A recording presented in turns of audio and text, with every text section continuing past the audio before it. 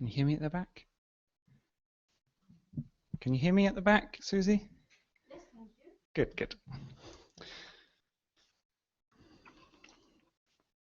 So tonight we're going to be talking about falling into the inner dimension. Slightly unusual topic. Unless you know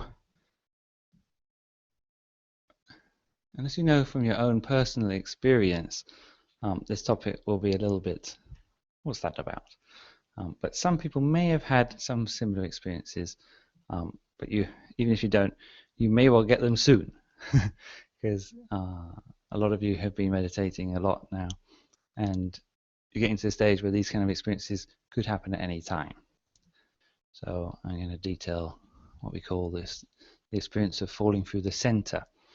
In Thai language, is how they would call it. So far we've been touching on various different experiences step by step in this course.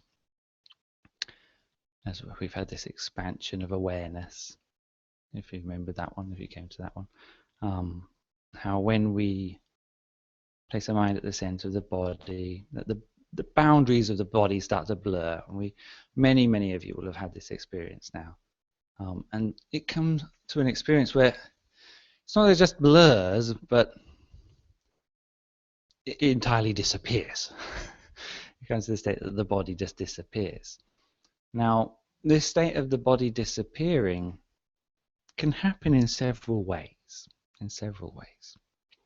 It can happen sort of bit by bit, one part of the body, then another part of the body, until there's finally nothing left, kind of like that. But it can also happen in a kind of sudden way, where all just suddenly disappears all in one go. And at that point, there can be an experience of falling as it all disappears in one go. But there are several versions of this in my experience. And in my personal experience and seeing with other people, there can be several versions of this. And so it's quite hard to differentiate between them all, because then they can be to different levels. Because normally the full falling one is one of the highest, it's one of the key changes between what we would call beginner meditation and advanced meditation.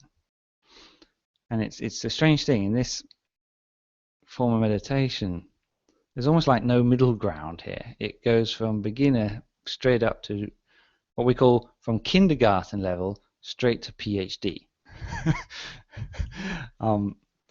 That's the way our abbot talks about it.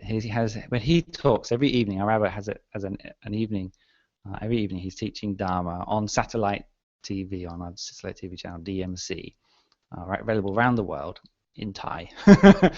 But they do have some programs in English, actually. You can find a lot on the website, dmc.tv, and many of it's also in English too.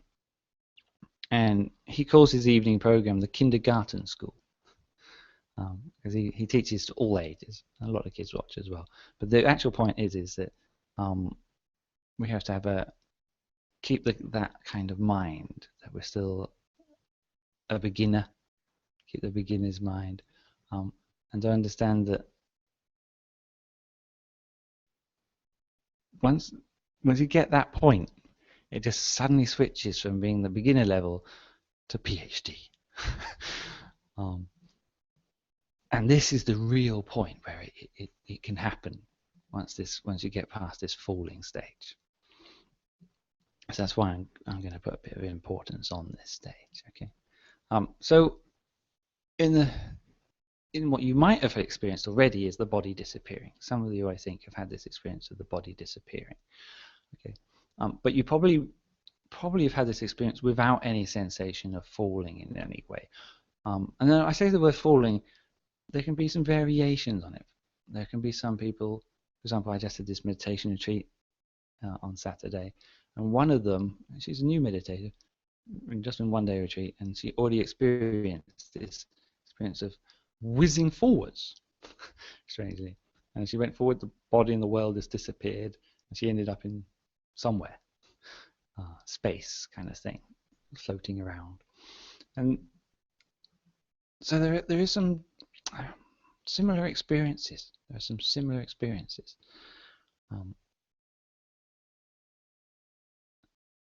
So it's kind of hard sometimes to know, which one has happened. With a bit of experience, we can sort of differentiate between them. Generally speaking, the falling is more certain. That is the big one that I'm going to talk about. But I do know that even the falling one, with a lot of practice, becomes much more subtle. When I say falling, the first time it happens, there's no mistaking it. For most people, it's like being in a lift and having the cables cut, or jumping off a cliff at high speed. Okay, it's like woof, it just drops away. It's a pretty unmistakable experience when it happens, a very strange one, and becomes a big obstacle as well. Because it's pretty scary the first time it happens. It's so sudden, and so fast. Many people feel like they're going to die. None of them have. That's the first thing to note. Okay, nobody's ever died yet from it. But because the body is disappearing, and we're so attached to the body, and we so associate our life with having its body, the idea of losing their body is like, oh, am I gonna die? It feels like you're leaving your body. Like you're dying from your body. Okay. In actual fact, in a way, from a Buddhist meditation perspective, this is really good for us because it's a preparation for death. It's like us dying before we die. We can have an experience of what it is to leave the body in this way, and then to let go of these attachments that we have to it and be more prepared for it. So when it does happen, we're not scared by it. So from a deep Buddhist perspective, it's like a training ground in a way. And one of the key ways to actually finally overcome this is to sort of allow yourself to die. And the way what I mean by that is that the Lord Buddha, when he sat on his meditation mat on the day of his enlightenment, he made this resolution, this vow, that he would meditate to the death. Even if his body was to dry up and shrivel away, he will not get up from that meditation seat. He will not give up until he's attained enlightenment, even if he was to die on that seat. And the strange thing was, Lombo Wapwat Nam, the founder of our meditation tradition, he made a very similar resolution that he would also not get up, even if he was to die on that spot. And so that is to say that the two people who made this amazing breakthrough in meditation both had this resolution that they would sacrifice their life in meditation. And I think that actually has a very deep meaning, because that means that when they sacrifice it in that way, they've, to a big extent, already psychologically let go and detached from the physical body. Okay, and so by relinquishing so much of this attachment already, when it comes to these kind of meditation experiences, they just go with it. And I had a friend from France. I'd known her for a long time before I was a monk. We were yogis together, and she would come and visit me every now and then after I'd been a monk, and she'd always meditate really well. In anything she did, she just straight away natural at it. And we'd done some meditation retreats, and she'd experienced a lot of the kind of experiences I've been talking about on this course. Image of an image popping up one after another that we've been talking about. She had that from like day 2, and she was just a complete natural at this. But I hadn't seen her for a few years, and she came over and saw me not that long ago. And she just did one meditation with me, and then she did a meditation with everybody. And by everybody, I mean the first Sunday of the month. That was like 80,000 people meditating together, which is our typical first Sunday of the month in Thailand, in our main center. So it's a powerful energy. And so she meditated in the late morning there. And she experienced that falling. And because she maybe has this, as I said, this natural gift in a way, but a lot of experience, very experienced yogini, she said to me later on, all she did was just allow herself to die. That was her words. Yeah, okay. And she had that no attachment. There's no attachment. And that allowed her to just go straight through it and beyond. And she basically attained Dharmakaya that morning. Just like that. Dharmakaya is what we call, if you're using Western language, the closest word to it would be enlightenment. Closest word to it would be enlightenment. In our tradition, we slightly differentiate these terms a bit more than that. But she attained the Buddha inside herself. And the peace, she said it was a different kind of peace. You couldn't describe it in the normal way. It was just a completely different level or kind of peace that goes beyond anything else. And she didn't manage to maintain it that day. But I took her meditation experiences to the abbot and had her meditation experiences checked out by the abbot. He confirmed the whole experience and gave her further advice. And later on, she ended up being able to maintain the experience and return to it as an all-day, everyday experience. So that's what I mean by suddenly. These things can happen when you don't know. I mean, it was just, I haven't seen her for a few years. Twice meditate, second time bang. Okay, and the way she just got through that whole stage was just being willing to let go. And that's actually the crucial thing to get past this. But I have to say that it's unusual that any of us are so detached at that point. What normally happens is, and we pop straight out of the meditation experience. That's what happens for most of us, okay? We're not quite so detached. We're not quite so detached. So how do we get past it? Because it is a big obstacle. And I spent 4 years on this meditation retreat. And it's a 3-month meditation retreat normally. And I just did it like again and again and again and again and again. And so I saw all the monks coming through. And I also had spent some time with the advanced monks who'd passed it and been meditating for 5, 6, 7 years. And many of them, extremely good meditators. But however many years they meditate for, it doesn't make that much difference unless they get past this one stage. And the whole thing is just about this one stage. You can just get past that stage, then it becomes, as I said, straight to masters and PhD type of level. And so, even getting it to happen once is already quite an achievement. And so that they were meditating, they meditate for like about 8 hours a day. Generally speaking, it's 8.5 hours a day of meditation. Sometimes more, sometimes less.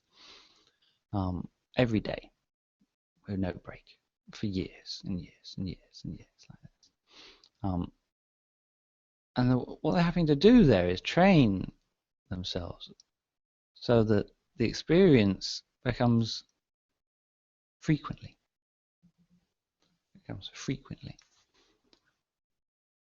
Because if you only get that experience like once a year or something like that, and on that once a year, you go straight out again. You have to wait another year, It's difficult to make the progress. And so they've really mastered the art of how to gain consistency in meditation. And that's a lot about what I'll be talking about on the Tuesday night course coming up on overcoming hindrances to the second part. Really how to gain that consistency. They came up with all sorts of interesting insights about how to get that consistency. So they train themselves so that when they meditate, they don't have this kind of long period of adjustment that we get. They train it so that it gets quicker and quicker. We might take maybe 40, 50 minutes to calm the mind down. Yeah. But with practice and with the special sort of techniques that they're using, it gets like 5 minutes, and then the mind stops. And then they train themselves until that becomes 30 seconds. And then they train themselves until it becomes like 3 seconds. And then it's just instant. They just shut their eyes and boom, straight away. So it can be trained like this. The mind has no limits to how much it can be trained. And it has to be done like this, because unless you're one of these lucky people and just sort of let go and be neutral to it, you have to get used to it. There was this teaching which one of the heads of the meditation department would give us every time we went on the free month retreat, and it was a teaching he'd heard from the abbot, and it was three principles. In Thai it was Changman, which translates as never mind, never mind. So when you have that and you come out of it and you're like, oh, I've been waiting months for that experience, oh. You might get all upset, or that kind of thing. So you have a reaction to it. And that reaction to it was actually going to reveal to you that you have a desire and attachment. Okay. And so then we have to go back to this process of letting go and making a mind more neutral, so that we can just say, never mind. And what the word never mind means is we just don't care. We don't carry on thinking about it or worrying about it or reacting to it. In fact, never mind is, in my opinion, it's the most magic word in the English language. Any more magic word than this is not in the English language, and that's Sammarahang. That's an even more magic word. But the most magic word in the English language for inner peace, believe me, is never mind. Just try it. Okay? So when things happen at work, never mind.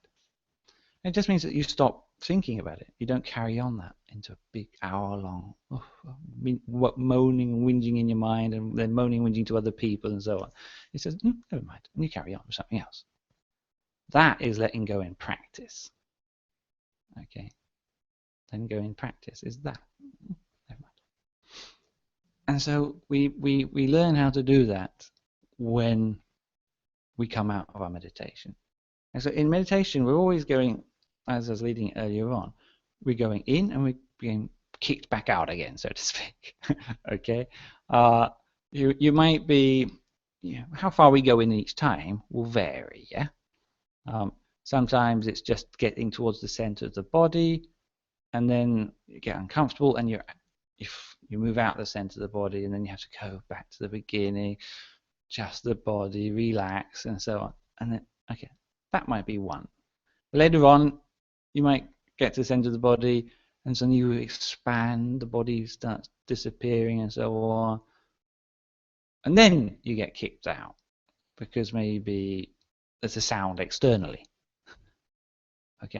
And you get pulled out of it or something like this. You're like, oh, I was just getting going. Why'd you have to make that noise? Okay. Right. That's where you have to learn to become more neutral, learn how to let go, return to balance, until you don't care. You just recognize that coming out is as natural as going in, and that you get used to this fact that you go out. So, okay, I'm out. And you know that when you come out, you can go back in again, so who cares? There's plenty more experiences there. We don't worry about the ones that have just gone, because there's plenty more to come. Right? So why do we worry about the previous one? There's another one waiting for us, So we have this never mind. We can, instead of having like 1 hour meditation and you like spending 10 minutes to get over the coming out of it, if you can get that never mind so that you can just drop it and then start again, you won't waste those 10 minutes. And you'll find that that balance of mind allows you to go straight back in very quickly. When we say start back at the beginning, sometimes we mean open the eyes, adjust the body. But you might find that you don't need to do quite as much as that. You just go back to the first base, 1, 2, 3, 4, 5, 6, 7, and go back in. could be just that. Could be within a minute. But the monks will practice it until they can go in very quickly, which is important because to get the second principle, which in Thai is Chin, which means used to it, get familiar with it, get accustomed to it. That's the thing which gets you, away from the shock of it, because a lot of it is because it's so sudden when the experience happens. It's the suddenness which is the problem. I mean, it's from 0 to 100 miles per hour, just like that. So that suddenness, you have to get used to it. You have to get used to it, and to get used to it, it has to happen pretty frequently in order to get used to it.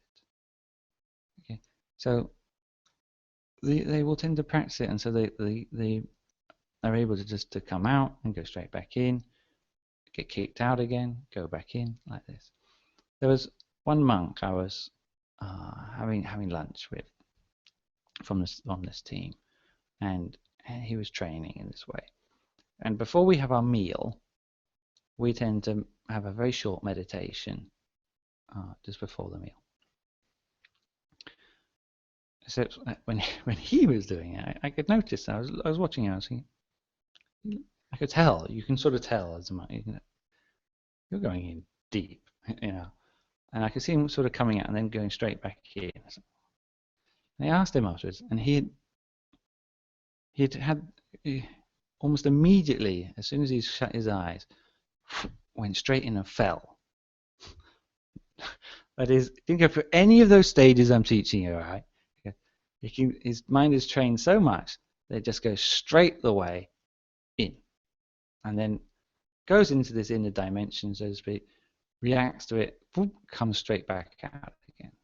Immediately lets go of the experience, shuts his eyes again, whoop, falls again. And he just did it again, and again, within a space of like 2 minutes. Many, many times in that 2 minutes. Okay. I see. That's how you do it. See that he'd been meditating for like 6 years at that time, I think. All the time.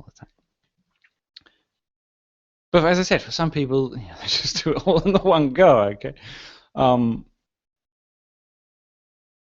That then leads to the third word here, which is che, which means to be indifferent, dispassionate, not bothered, not fazed, as if nothing happened. And it has to be to the level of as if it didn't even happen. And that's like the ultimate stage of getting used to it. Okay, we have excitement that we react to it. We have fear that we react to it. We have commentary on it. Just that little thought about, oh, it's happened again. Even that will throw you out of it. In that state, when we go in there, there's a simple rule there. No thinking. Simple rule. No thinking. As soon as you're thinking, whoop, you come straight back out of it. And that's why Luang Por Wat Bat Nam, his most famous teaching, summary of all his teaching, was just one little magic sentence. Stopping the mind is the secret of success. I actually translated it is, to stop is to succeed. And it all comes down to that they have to have the stop thinking. When the thinking stops, the falling happens. Okay. But to really carry it going, you have to continue that stopping. You have to stop still, just stop still. And the whole way from being at the very beginning all the way to the highest levels of meditation, right up to being enlightened and liberated, it's just how long you stop for.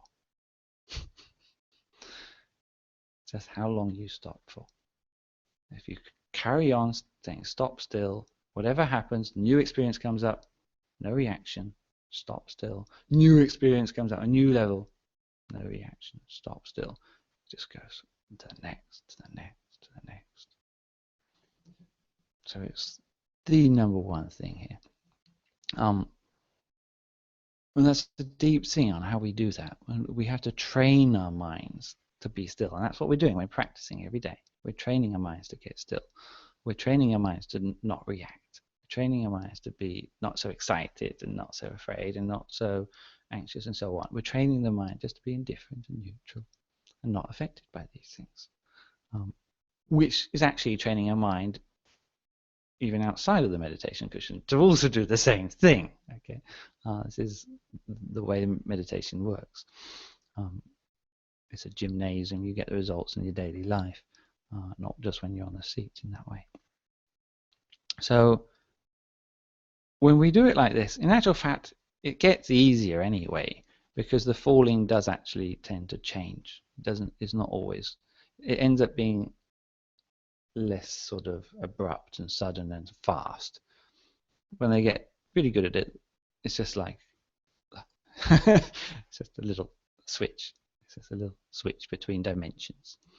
Simple as that. They get so used to going in and out between this dimension and that dimension, this dimension, that dimension, just like that. Except what dimension they're sort of going into, with practice, if they get this correctly and they can then not react to it, then it allows them to go deeper into that dimension, into an inner dimension of an inner dimension of an inner dimension, going further and further inwards. And that's what we're going to be dealing with in the later course. Next course, we're going to start delving into the sort of places that we go to.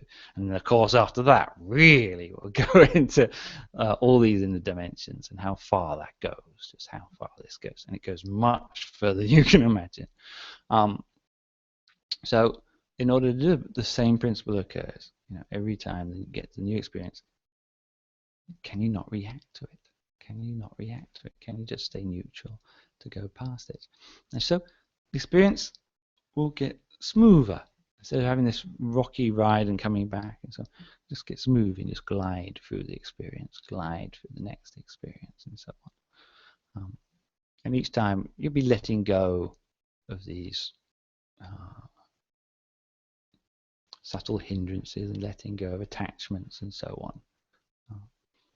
And one of the main attachments you'll be letting go of as you go through this is the fear of death. You'll lose it, the fear of death, completely lose it. You'll lose this attachment to the body to a large extent, not completely. You lose it to a very large extent. And that has a profound implication on many of our habits, because many of our habits do come from this. Many of our selfish habits do come from this. So has a very deep impact on the mind and on our personality as well. And it's, as I said, it's this change here that the inner experience has a very different character to it. In particular, the real bliss arises after this. Okay, the real light, the bright light, occurs after this. It can happen that as they drop through this experience, they're still in darkness initially, but we're like a star in the distance. A star in the distance. But if they can stay still, then it will get bright, and that star will emerge. And that's what the next week I'll talk about will be, is what that star emerges into and what the nature of this star thing is, because that's what we call the Dham once we get to it. But that's the bit where no other thing you could experience in this world could compare to that.